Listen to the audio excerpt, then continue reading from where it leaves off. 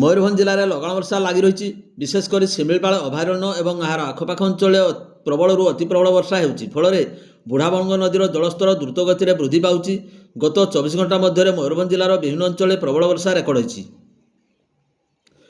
ଡୁକୁରାଠାରେ ସର୍ବାଧିକ 183.896 ମିଲିମିଟର ବର୍ଷା ରେକର୍ଡ ହୋଇଥିବା ବେଳେ କବାଟଘାଇରେ 157.734, ବରେଇପାଣିରେ 154.94, ନଅଣାରେ 123.4, କୁଳିପାଳରେ 120.396, କେନ୍ଦୁମୁଣ୍ଡିରେ 114.3 ଏବଂ ବାରିପଦାରେ 110.744 ମିଲିମିଟର ବର୍ଷା ରେକର୍ଡ ହୋଇଛି। ଶିମିଳିପାଳରେ ଲଗାଣ ବର୍ଷା ଯୋଗୁଁ ବୁଢ଼ାବଳଙ୍ଗ ନଦୀର ଜଳସ୍ତର କ୍ରମାଗତ ଭାବରେ ବୃଦ୍ଧି ପାଉଛି।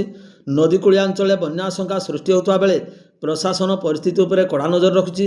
ତଳିଆ ଅଞ୍ଚଳରେ ଲୋକଙ୍କୁ ସତର୍କ ରହିବା ସହ ନଦୀକୁ ନ ଯିବାକୁ ପରାମର୍ଶ ଦିଆଯାଇଛି। ଏଥିପାଇଁ ମୟୂରଭଞ୍ଜ ଜିଲ୍ଲାର ସମସ୍ତ ସ୍କୁଲ ଏବଂ ଅଙ୍ଗନବାଡ଼ିକୁ ଛୁଟି ଘୋଷଣା କରାଯାଇଛି।